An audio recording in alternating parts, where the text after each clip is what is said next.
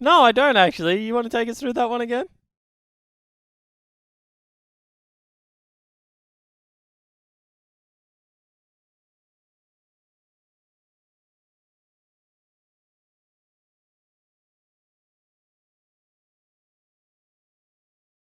You're still muted, apparently.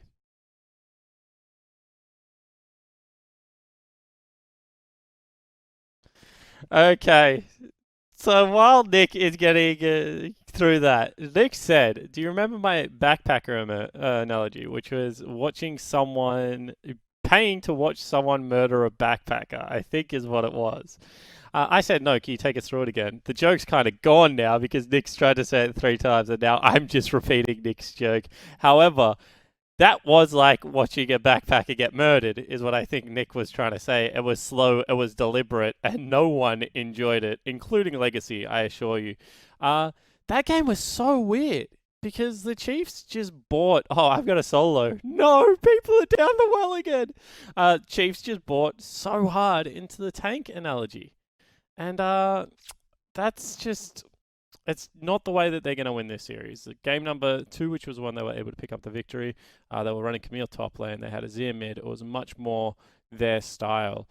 This game, I feel like they really bought into what Legacy wanted to do, and I think it's about time that we just see the Yuumi get banned. If you're going to run double frontline the way the Chiefs are, the way Legacy are, Yuumi and center support with a farming tank are the only two supports that can really do that. Now, obviously, Chiefs are running single front line with double support.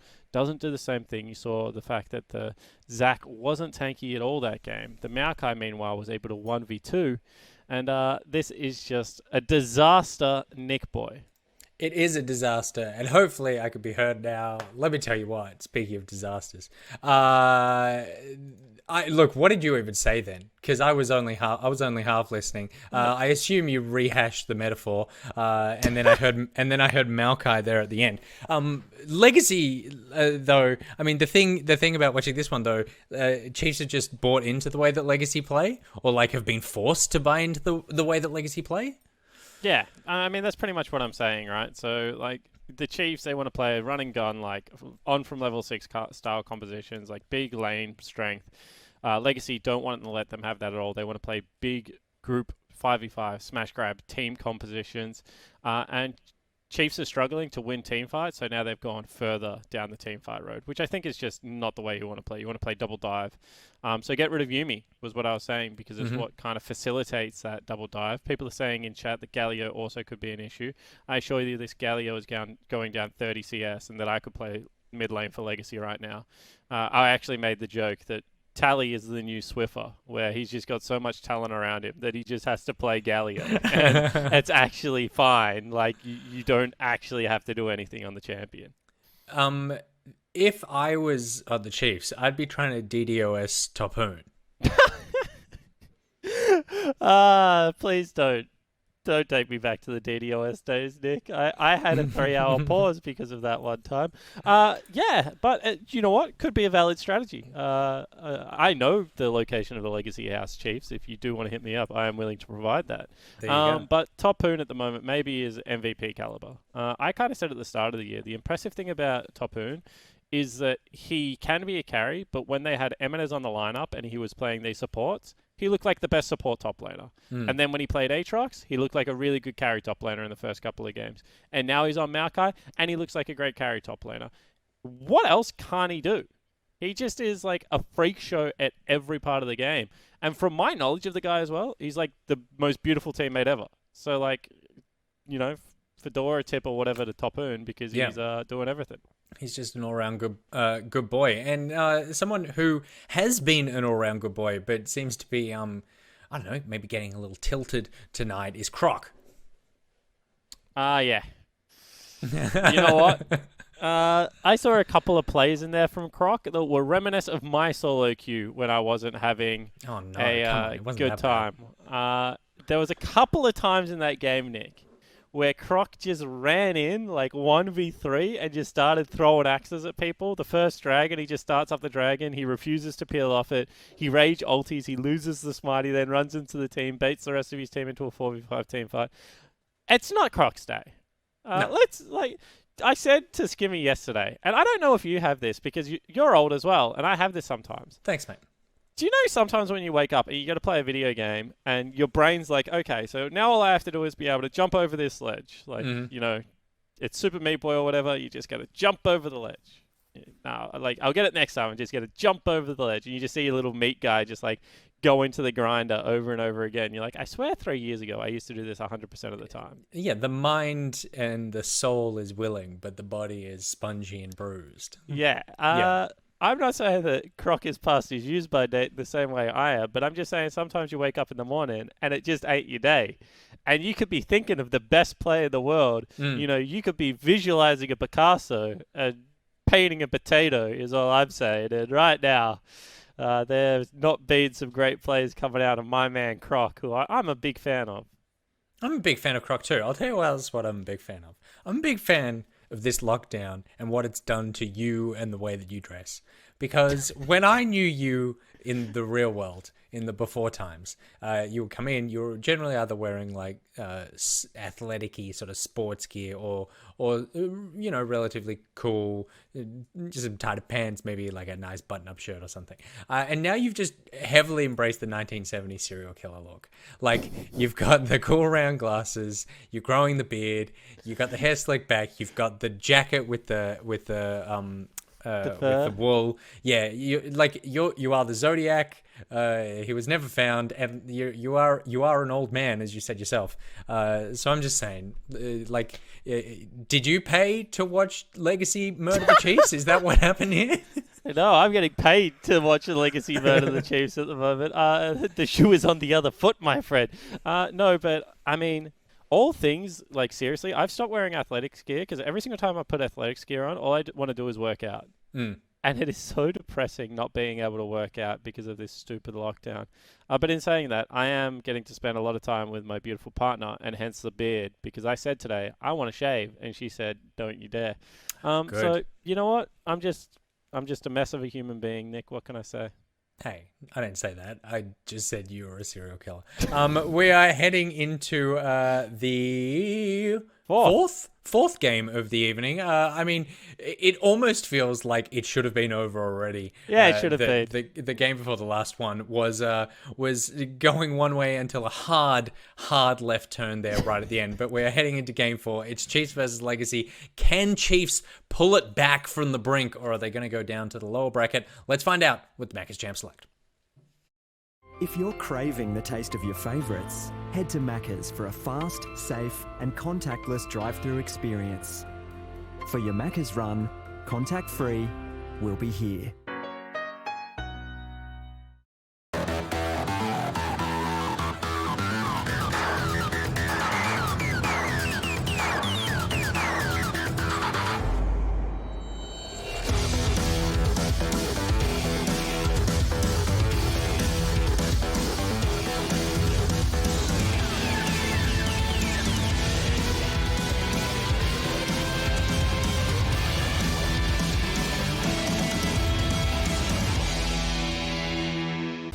Rest in peace, chat experience. Chat's gone. There you go. It is gone. Goodbye.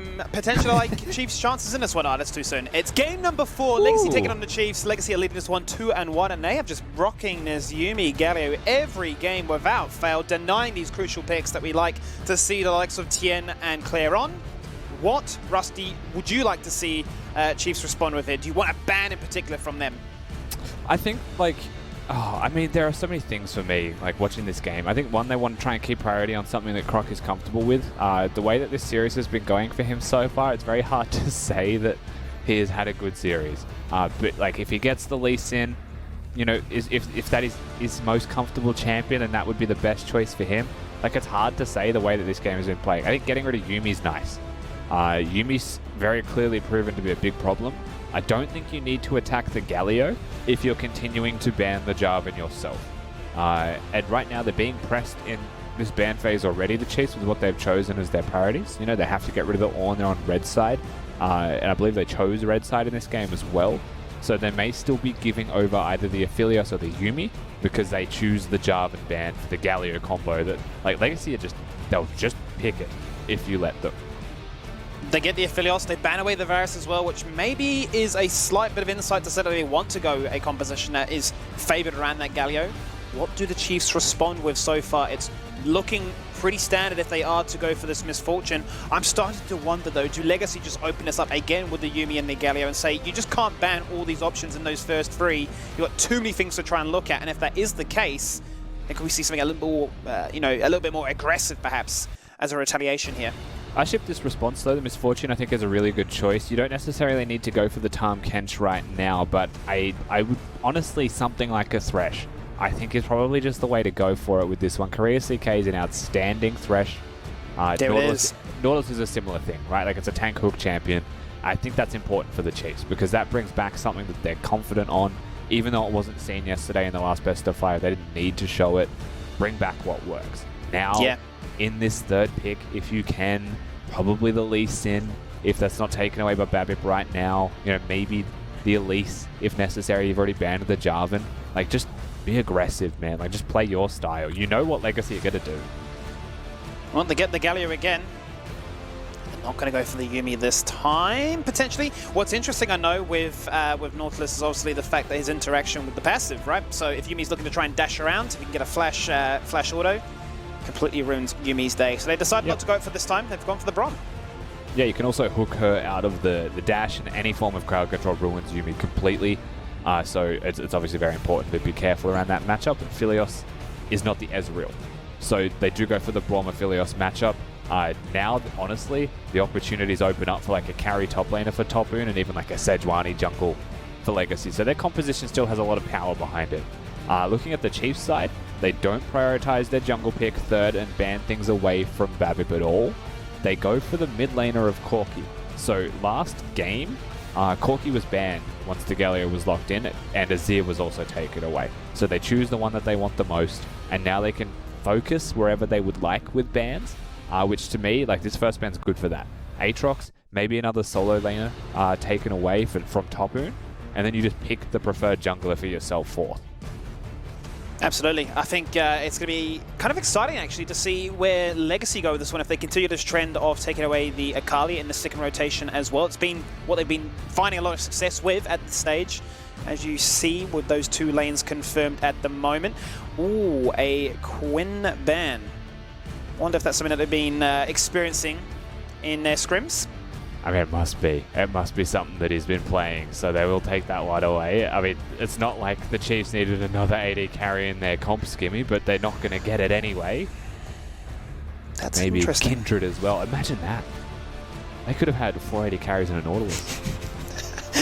Yes, it'd be like those 1-for-all games we play. And, it's not worth it. It's just not worth it, is it? Absolutely not.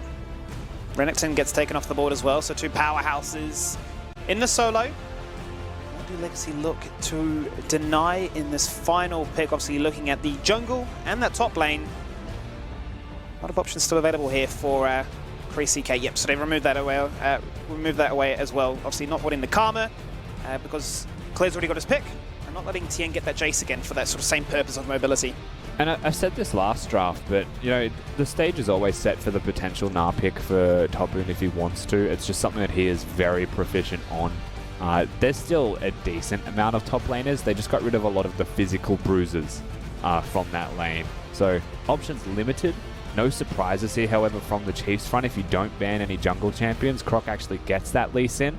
And so far, the only surprise was the Corki third, but there was a clear reason for that, and that was because of the last draft, and that's, adapting to the best of 5.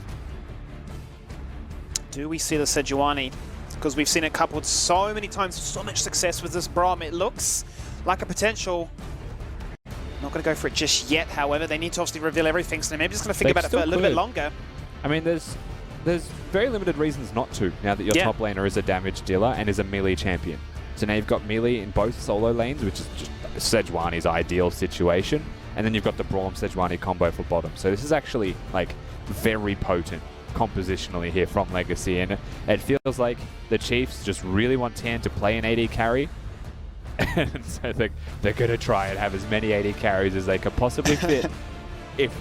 Oh, man. Like, they're so... Corki is, while he's an AD carry, is mostly magic damage. So that's the saving grace here, because they can't just stack armor. I'm just terrified of what Legacy have when it comes to objective control. Even the bottom lane control, where we saw what Direwolves tried to do against the Chiefs, where they had that Cannon Barrage used pretty much off cooldown. When it comes to those situations of locking members in place, combined with the Braum passive, I feel like the CC trade is just going to be so crucial and really devastating that Chiefs, if they go win, they're going to rely so heavily on this beautiful combination of ranged attacks. Yeah, so you can't cleanse a lot of the crowd control that Chiefs have, and I think that is a pretty important factor to note here. Isles and Raze, once they work out their summoner spells, they currently both have heal. They won't be able to have cleanse, I don't think, nearly as effectively as otherwise. So you might even see the barrier heal or heal exhaust as the combos that they actually go for. And the reason that's important is because there's 3 damage dealers on the Chiefs side, and all of the crowd control can't be cleansed or QSS'd without a flash. So the damage will hit whoever Nautilus chooses. And that does mean that their team fighting becomes a little bit more potent than otherwise, where like if you just had the cleanse and could walk it out from the Misfortune Ultimate, it's a different story. So, I mean, Rusty, you look at face value, Legacy's comp as a cohesive unit, as a 5-man squad, look a lot stronger on paper, but, you know, with this triple AD threat from afar that Chiefs have, really brought to the forefront here, what should we be expecting? Are we looking at some very devastating CS leads in the very early game laning phase? I mean, by being ranged against melee, naturally you start to build up some CS advantages, yeah. You always have to look at where the jungle is going, though, and like what both junglers are able to make happen in the game, because that determines, like, from the onset, what the lanes will look like. But you're looking at item spikes more than anything else, You're looking at the item breakpoints being the real turning moments here. Corki is a massive proponent of hitting item and level spikes to start, changing the flow of the game in their favor. Well, it's match point for Legacy here in this best of 5. Victory would put them through to the grand finals. Chief have drummed up something creative here, looking to try and even out the balance and bring us to that game 5. Oh, but look at all of Legacy. And Legacy have gone for the collapse. Tien, he's suffering He's having PTSD. a bad day. This series has not been fun at all for him. They even give the kill to Topu. They just keep the man stranded, say maybe you want to use a summoner spell, let's find out. And the first blood, and a cloth armor, and a cloth armor, and a control ward for Topu. In the way that their comp is designed, the Lucian should be winning. If the Lucian is winning, then they have a bridge, right? You have a Lucian and a Lee Sin that can bring the map down with strength towards the rest of the map and hit team fights. That's the worst possible start. Yeah, Tapoon has absolutely been playing out of his mind in this series, and the fact that he's now been gifted that killer's touch to start things off, I feel like Croc has definitely got his work cut out for him as to where he, really decides to make that shot call, if he's going to leave Lucian to his own demise, or if he's going to really try and get Tien online. He's already gone in for the invade. Yeah, he's to going to deny do at least the blue buff. It doesn't look like Topoon's going to try and stop him at all, though. I think he was considering there for a second. Nonetheless, he knows exactly where Croc has started. And eyes, to me, go towards Babip. That's where they fall. And is he going to come up here and protect it? Because the question was raised, will he ignore top lane the way that started? Nice hook bottom, though. We'll hold that thought for the moment. He's going to show face. And Galio's in a rough spot to try and assist with this one, given that the wave is going to crash into his tower. They're going to go for the 1v1, red versus blue. What is the superior color? May just be a 1-for-1 here as they look to try and disengage away. Actually, the flash kick in, and the flash on out. Croc evens the balance in the jungle there. Yeah, he does. And he makes top lane just a little bit more difficult. He gives so much more freedom to Tien as well. Was that necessary from Babip? The turnaround, getting even remotely close to that side of the map. I think he lost the right to it from the moment Croc had pushed him out positionally. And then he's just able to net that kill, keep the advantage snowballing. And so immediately, what was a rough start for top lane becomes a safe haven, where this Lee Sin is a massive point of priority. And he's just going to deny all of this topside jungle, then can go to a complete clear on his own side of the map, right? It's a massive deal, and it's going to definitely make him get to 6 quicker. Teleport's bottom. Legacy aren't mincing their words right now. It's a very early engage here by Tally, who's already down to half by the time the fight starts, but it doesn't matter, because what can Katsuri do? CK falls in quick pursuit. Yeah, I think Claire was wailing on him while he was channeling the teleport from under his own turret. Babip actually going to catch mid. So that play, like, if Topu dies here, then it actually still favors the Chiefs massively. How did Tapoon play this one? He has the flash available if need be. Oh, Croc gonna straight fall in. on down. Double buffs are lost. Yes, Tien gets it, but up in 5 and he can TP back to lane. This is chaos. This is absolute chaos. This is not the way I expected a game 4 to go, but they've really thrown everything at the kitchen sink at them. Aggressive early moves, unexpected shifts, and here's the thing. The entire blue side and red side of the Chiefs jungler is alive. He could 100% just go over there and take the whole camps. BABIP, he covered mid. You know, at the moment that he probably should have just went straight over to the enemy blue buff and traded sides of the map and did a vertical jungle, he covers the mid wave, and now Croc has everything. So BABIP has to invade. I don't know if he wins that though. You can see him threatening right now. We'll use that vision orb to scout out that the red buff has been started. They go back to his own side of the jungle. Once again, very reliant really on Tally there for that protection, but Claire always has his number. This is what we saw in the game to start off this series, so we've called Gitters hard shoving in. Because that's the thing, like, I don't want to discredit Tally's choice to teleport bot lane. They do net a kill, and I mean, any kill that goes to Raze is usually a good thing. But the cost of that teleport was so high. You know, I feel like if I was BABIP, that's what I would be looking at. Like, he could still go to the enemy blue buff, but he just doesn't know where Croc is. Because it's not safe. He can't win the 1v1. Croc currently top lane for what it's worth, and is about to try and find Topoon. Yeah, and this was the answer to the question we posed at the start of this one. Where would Croc invest his resources? And it's very much on, let's deny as much threat from BABIP to make sure that he can never show face in this top side, given that I've already beat him in that 1v1. Let's get Tien online. You know, he's finding that advantage in the CS, as you'd imagine from a range versus melee matchup. But, you know, try and not let this guy's mental go fully boom in this series. Yeah, it's funny because the way that this has played out, Croc is perfectly into his hands with just the way that this has gone so far. Now we're looking at BABIP threatening the dive bot lane. He is indeed. I feel like Isles is going to fall on down. No, Summoner Hill coming in absolutely clutches. Raze tanks 2 autos from the turret as well. The shield goes up, but Katsuri finds it. Burns both summoners to make it happen. The bait, as BABIP wanted that wave to crash in, does not net anything. Jungler's been very active on the map right now on both sides of the rift. And it still continues in the river. BABIP, they're trying to find him. Look at where Claire is, which is why it's such a long journey. It was a good flash top lane from Topoon, but now he's 6. Oh no. Where do you run? He had to sidestep the culling. Made it very easy for Lee Sin to line that one up. And a lot of these minions are going to be denied to the turret. Yeah, now it's actually just building and building in favor of Chiefs. So, you know, this absolute wild start to a game goes so against the grain of what Legacy do best. And that's what's really thrown this for a loop. You know, they've got advantages in top lane from a first blood that went to Topoon. They've got advantages mid because first of all, he's a cork into a Galio, and then Galio teleports away.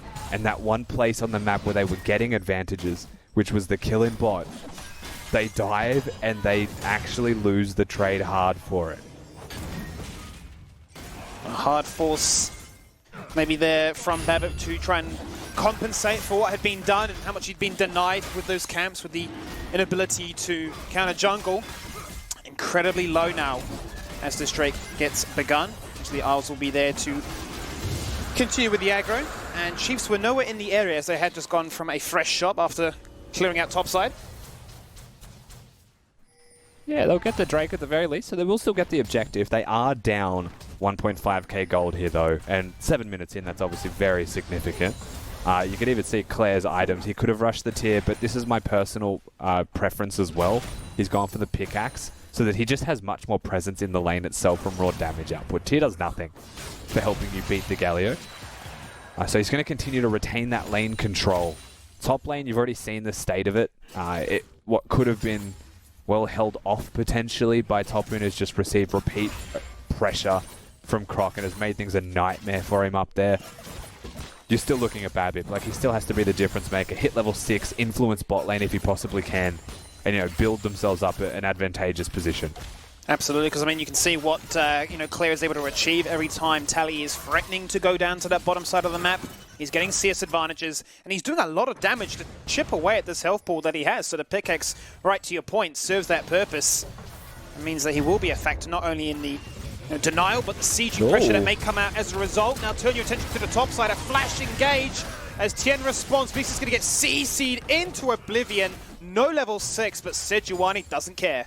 Yeah, and it's the pre-6 from BABIP, like you highlight. That's very crucial. Now, he does flash But Babip gets the gold into the pockets of Topoon. Once again, that was someone who was, 20 CS down, suffering to the pressure of the Lucian and the hovering of Croc. But you want to speak about hovering Croc, so let's just see how this one goes. Babip is 6. He is literally controlling this side of the map. He wants it all. And he needs to, because he has been this massive factor for the Chiefs, setting them up for success. He's really trying to win that matchup out. Starve Babip with any resources, any attention, any ability to influence this game, because every single time he shows face to Topoon, Topoon is always utilizing it. Yeah, for sure. And he's made the best of a bad situation. Things are going back his way. Herald started here. Legacy very clearly looking to contest this one, Skimmy. How do they set themselves up for success in this one? Claire jumps across, he's going to be completely safe, but that's going to be the Sejuani ult on top of him. He's got no follow-up as it stands just yet because he disengages across. Down comes the Galio ult, knocking up Lee Sin. And that certainly secures the Rift Herald. Babip makes sure of it. A beautiful little skirmish there to achieve themselves the Herald. Yeah, and now they've got a 5-2 gangplank, so laning phase doesn't matter anymore. He's just going to go back, and if he gets a Sheen, that's pretty much it. He's going to be far too powerful. They pick up the Herald as well, so mid lane outer turret just drops, and any advantages the Chiefs had are completely out the window. Any leads that they looked at, any lanes where they were more powerful, doesn't exist anymore. Legacy have just completely run them through the Ritza. Once again at a Herald team fight, and just monumental leads start to grow.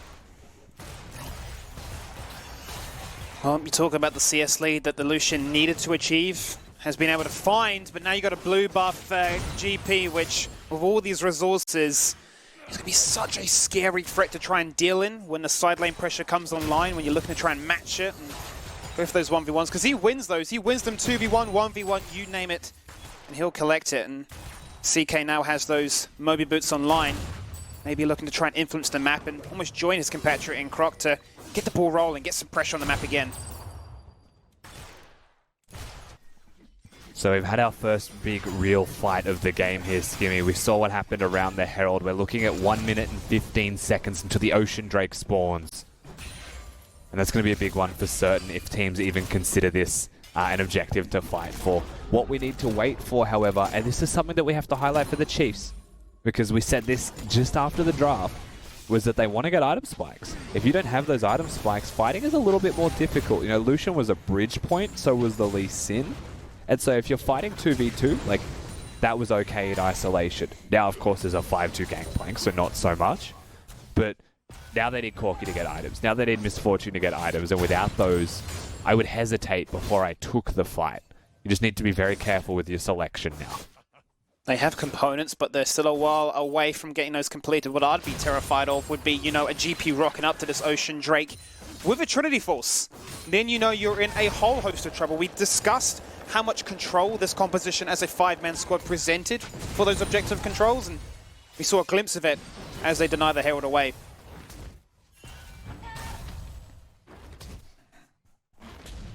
So they do have nice vision controls set up around the area. Just keep your eyes peeled on the minimap for Croc and where he chooses to go. I feel like, honestly, if the choice is to continue farming, which is perfectly fine, it was basically the suggestion, but we do still have some item spikes there for what it's worth. Leaving Gangplank isolated at this point is just a flight hazard. He is going to be building up a bounty at the current moment, just from the amount of farm that he's getting. The gold income from those keg stacks that he's got. Lucian can't contest it, right, until that Blade of the Ruined King's there. And you can see what Croc's done. He's just been back-pinged because there's a ward in a bush that spotted him. And so they're not going to get the kill most likely in top lane if everything goes as expected. It'll be a free Drake. And so now you shift your attention to Babip. Where's he going to focus? Where will he focus? Right now he is hovering towards that Drake as you question. This is a very all-in play here from Croc to try and get something online. I mean, Topoon's been stuck at his turret for the majority of this laning phase. We're going to see a fight take place in the bottom side now. Ultimate will be used. Katsuri in a lot of trouble here. His engine's coming on down. Katsuri gone before that's even a factor. CK going to burn that stopwatch, but he's got 4 members hungry and ready to kill. And Raze again gets himself a double kill, gets the gold, but a trade actually also in the top lane takes place too. Oh, I mean, do we call this pulling a mirror? Is that a thing that we could coin this? Like, he's so dedicated to the cause in top lane that he is willing to trade 1-for-1 to continue to give gold into the pockets of TN. And that's, like, it's fair, because TN's getting further ahead. But his opponent has 6 bloody kills. He has 9 kills in this game, 13 minutes, and he has 6 of them.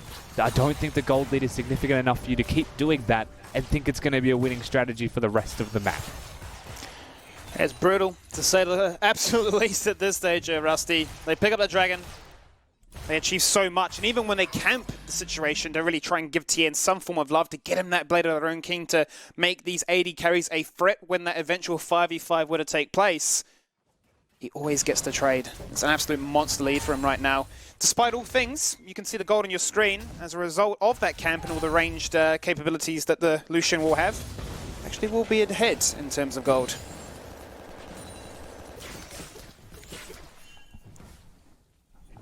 Turret plates are gone now, Skimmy, as we get past the 14-minute mark.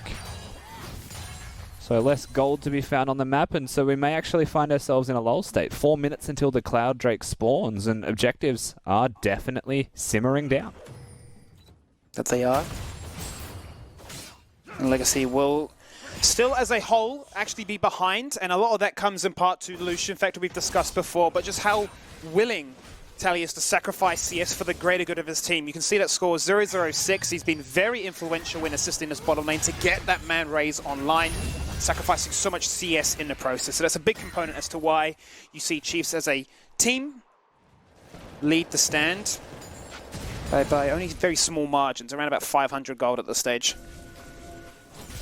And it's unbelievable to think that we had the chaos that we did in the early games, Skibby. We somehow got to this point in the game. Like, you remember the first time this split when Legacy played the Chiefs in the OPL? Legacy were 4-man diving bottom lane. It was absolute chaos, like kill a minute style game.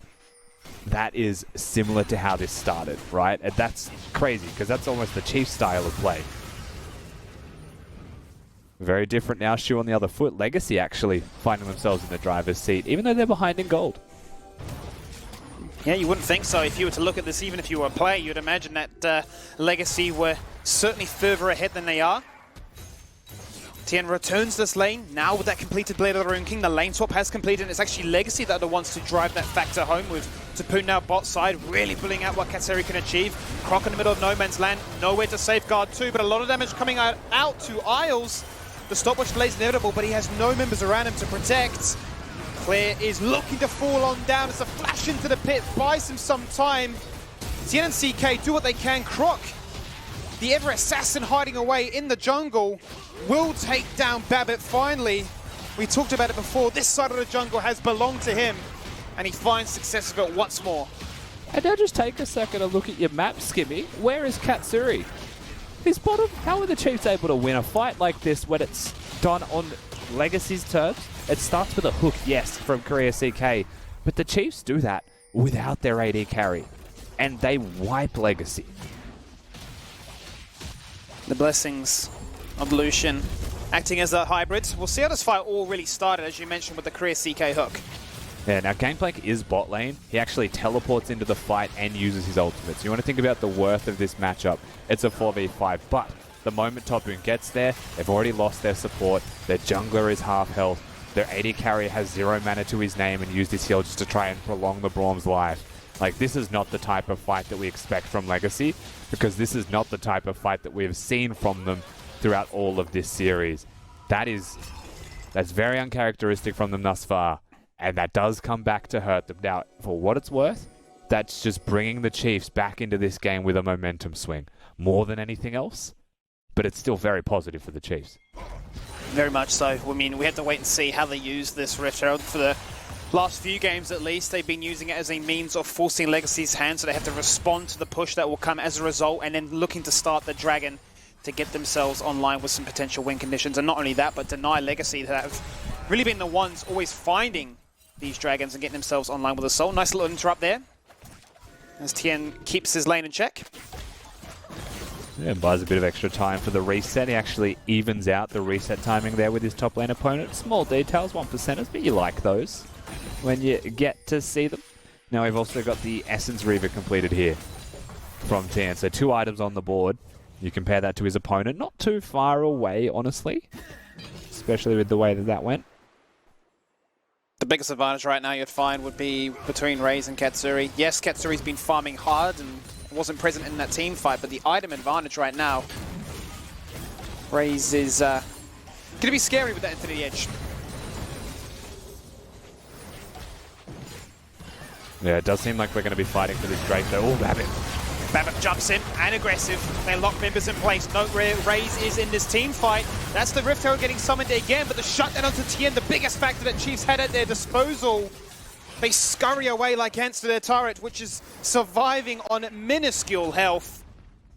A fight that was started to make the Dragon look like a desirable condition, but Chiefs are the one to suffer the blow. It's so much better here, though, from Legacy. The way that they engaged was much more cohesive. It's a Sejuani to start it off, and it's the follow-through from the rest of the team. Not disjointed like their last fight at the Herald. If it's disjointed, the Chiefs pick them apart. But you could see while they did some decent damage, it wasn't enough to get the kills this time from the Chiefs front. You know, the Lee Sin kick purely for the disengage. Close this time, but no cigar. Legacy bounce back. Legacy must be loving this situation now that they are on a Cloud Rift with the ultimates they have at their disposal. More and more CDR towards that. Absolute dream here.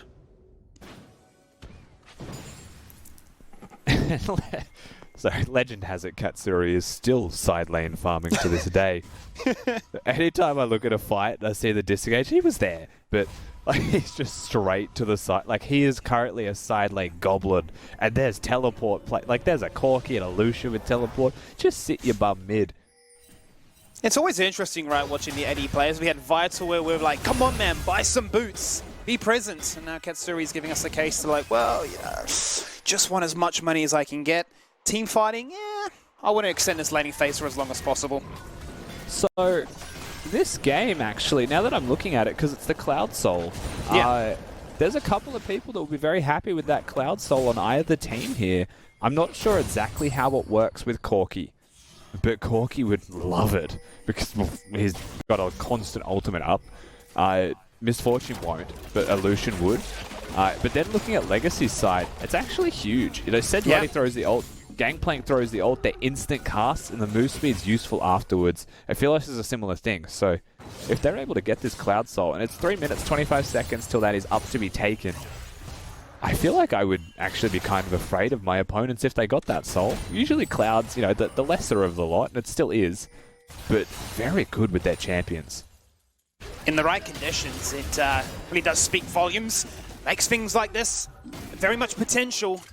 The mobility to get in your opponent's face and to act as that hybrid. You know, we talk about Karma and Jace being a pick that Chiefs are very, very comfortable with, want to reuse, so they can be the ones in the driving seat to bring home that pressure, to get in your face and force a response. But you know, the Cloud Drake, as you highlight, would offer so much in that regard. Now, let's do a quick stock check in with the power spikes, the items, as we're at 38k apiece. Both teams dead even, but item spikes coming online. Plenty of BF swords are in their hands. We're just waiting now for Clear to complete that. Muramana, the boomerang goes wild. And CK underneath the tower with the stone player online, survives for such a long time, but the damage just isn't right there. Bullet time, literally they shrug it off. And Raze picks up a kill. Bot lane is there as well. Tapoon finding the 1v1, bullying out his opponents. And Legacy may now look to try and turn their attention towards a Baron call here, Rusty. And that's a bad side of the times if you're a Chiefs fan. The fact that Tien's getting solo killed by Tapoon, that actually changes the flow of this game completely. Even though they lost the fight in mid, you thought that maybe they still had that going for them. Not the case. Nice triple kick from Tapoon onto Croc there as well. He's so low. Stealing this would require something very special from the jungler of Chiefs. They're both level 11. Croc is quite low. He may just look to try and make a Hail Marys. The package goes across with an exhaust on top of it. It's low, but he's just not going to be allowed into that pit. Lexi pick up the Baron, get themselves a gold lead, and they're looking to close things out in this series here. All I've learnt from watching the repeat Galio games from Tally this series is that ultimate, the shield that it gives is gross. Like that whole package, Claire split the team up on top of the Baron. And that did some serious damage, but just completely countered by Galio pressing R on it as well. So, like I said, they'll get themselves the Baron. They've got control of lanes than you would expect as a result of having this Baron buff. Now they put themselves at soul point with the buff beforehand. Things looking very dire for the Chiefs. that they are. Vision control going to be very important right now as they transition from a topside river focus down towards this part of the map here. Looking to get some side split push on the way. You can see Tapun's already used that TP, so you'd imagine that Galio's going to be the one to respond to that. And if they go for a mid-bot sort of rotation, it'd be very favorable for him just to ult in. And you can see that Chiefs respect this. They're aware of it, setting up a bush party. Yeah, they were looking for Topu and they didn't expect to find Tally with him. Now 2 people strong down there, and this is again one of those strategies that you can implement when you've got global pressure. You can put a Gangplank and a Galio together if they're only 1 lane away from the rest of the team, because they can both immediately influence that fight if it breaks out in that other surrounding lanes. So I like the strategic play. It actually nets them a whole lot of control of the blue side quadrant of the map here of Chiefs, and they're pressuring the bot lane enough. Waves are being prepped right now. Vision is being controlled. Soul Point is about to spawn. Legacy would love to find a pick if they could get it. Chiefs in a situation as to how do they set themselves up for this one? How do they look to try and steal things away? The jungle is dead even in that regard. I just don't see a world. Yeah, Korea CK recalled the white flag raised for Telly on enemy vision. I want to say that was the best emote usage of the playoffs so far. A strong and he just contender. lets them know. Well, if it was difficult before to try and force those engages to get to those targets that you need. The Cloud Soul makes life a living nightmare. Croc returns to this top side of the jungle, but he's got no one in support. Clear says hello, but he's just going to disengage away. He gets evaporated. And it's going to be a double kill as clean as can be. Legacy with all the buffs online get themselves a double kill and can look to take down an inhibitor. And what can you say about that positioning? They have got all of their turrets available on top side, yes. But why are they at the enemy Gromp? Nobody knows. Maybe it's an attempt for a pick, but they don't get the pick. They're the ones who die, and now it's 2 of them against the Baron buff, and the cost is going to be minimum an inhib. At this point, Topu keeps them here and threatens the rest of the game instead. He's strong enough to potentially kill that Misfortune 1v2. Wouldn't be the first time.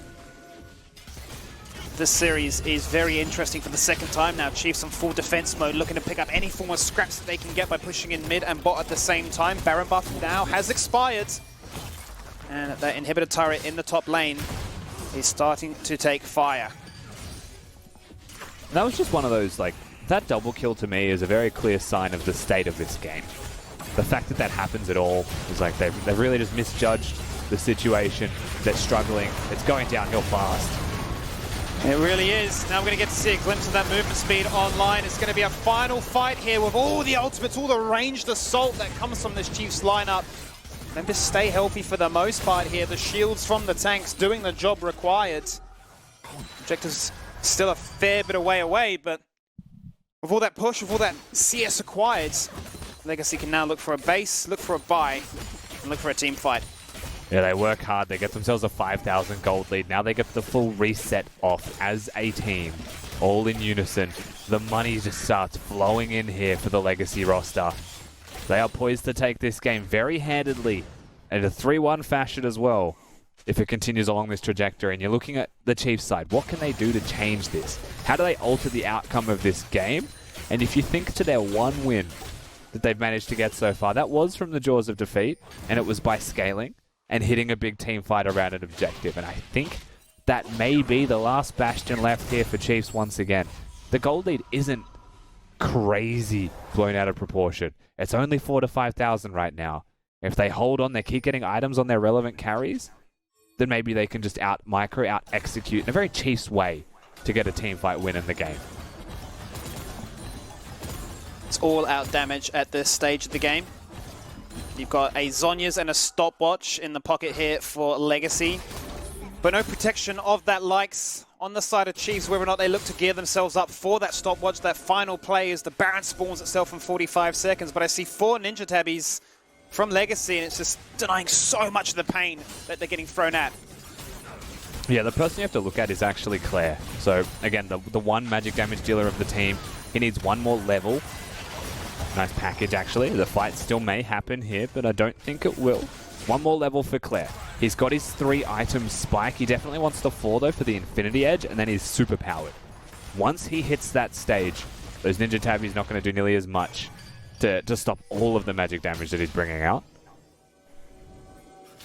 Legacy staying as a 5-man squad, going for the ARAM strats of forcing fights, punishing the split push that Chiefs continue to do. It's really been Tien's role this entire series, is always look at finding a lane to push, always look at trying to force a response out, which now does come, but we've seen what Tapoon can do when they go toe-to-toe. The guy is an absolute monster throughout laning phase into these side push scenarios.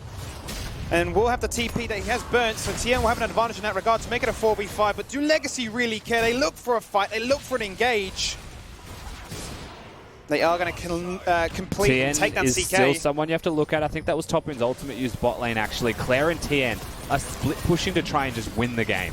They've already broken the turret. They're working on the inhibitor as Legacy go for this. If Croc steals this, it turns the game around. It does, absolutely. The waves are actually in fantastic spots right now to pick up 2 inhibitors whilst Legacy put all their eggs into the basket of taking down this Baron. They're going to rat away some fantastic opportunities.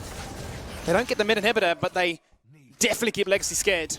I mean, that's pretty ridiculous. The Chiefs are able to not only get an inhibitor, they break the mid lane turret as well. Like that particular play is the thing that poises them to actually just end the game in one team fight. That maybe they shouldn't have gotten at all. But they managed to make it work, and it's a very successful little turnaround now. Now, the cost is the Baron skimming, so there's a chance that it becomes worse and they could lose the whole game, but you take those trades right now.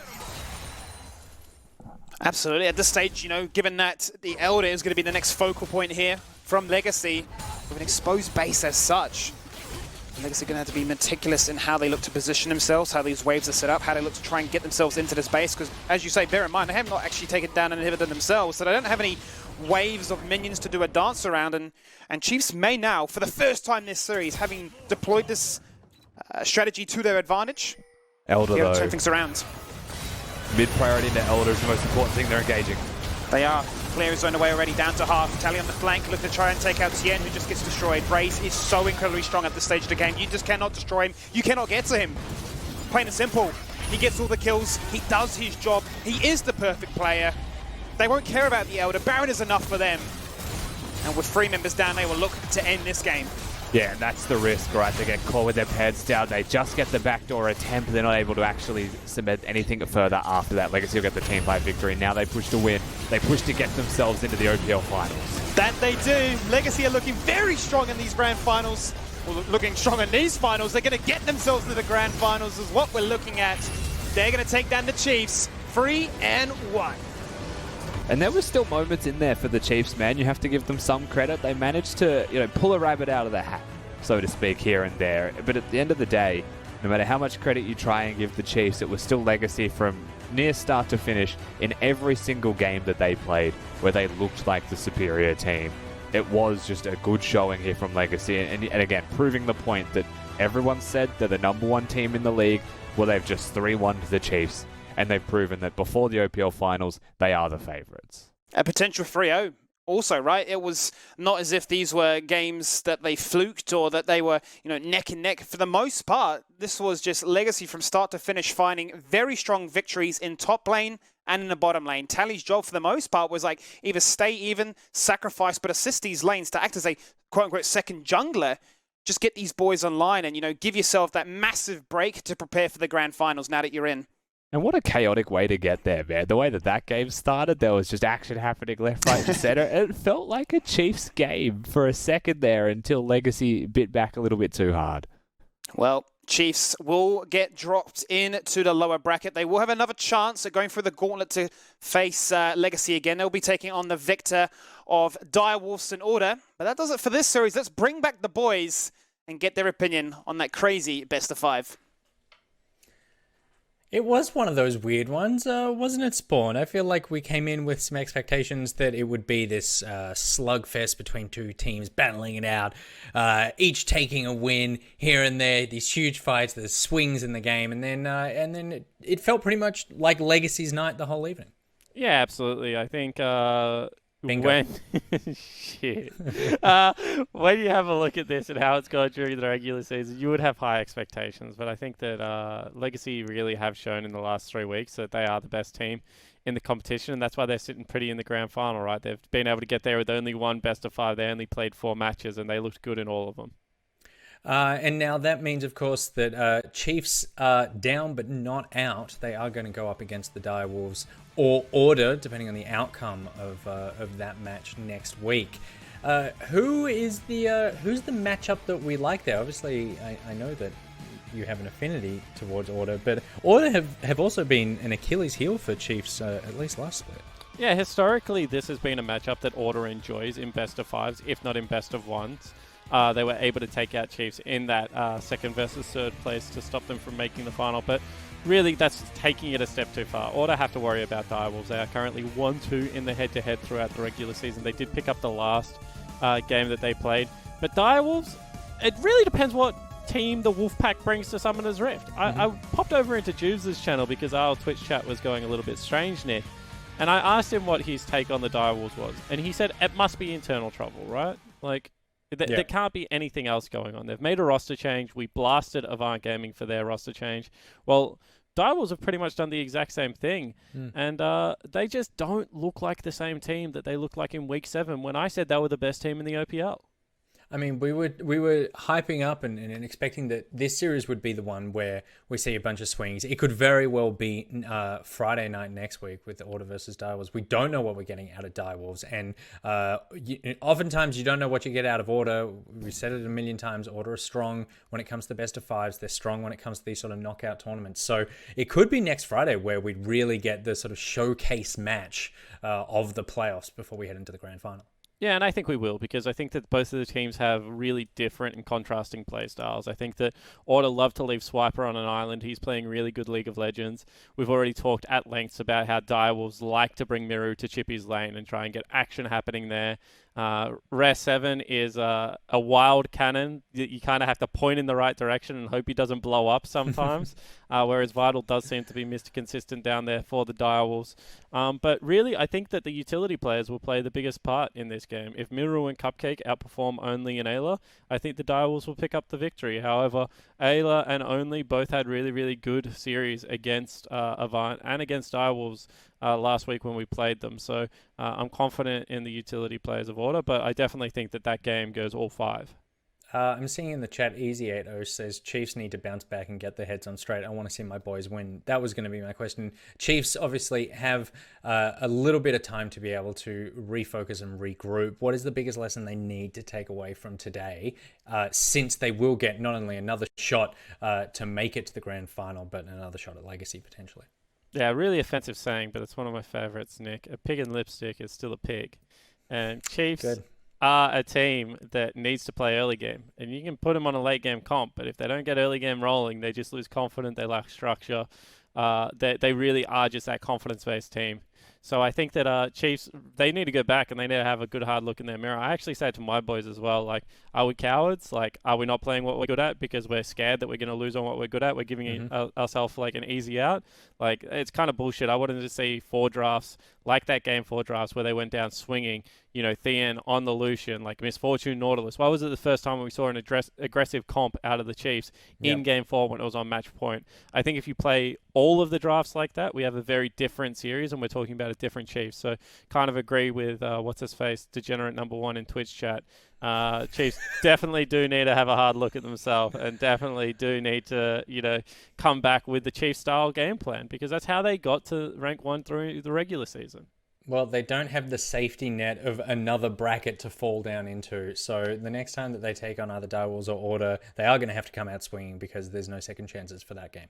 And before we go, I just want to shout out Tally, because Nick, Tally to me is what is like one of the most recognizable brands in the world. Give me a most recognizable brand.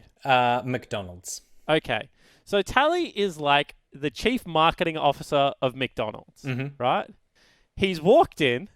His predecessor's done all the hard work for him. Right. He's surrounded by superstars. Totally. His brand already speaks for itself. And then he's just locked in a big chicken. He's just got the nugs out 4 games in a row and just being able to be ridden to victory. What a great position to be the chief marketing officer of McDonald's. Does McDonald's even need a chief marketing manager?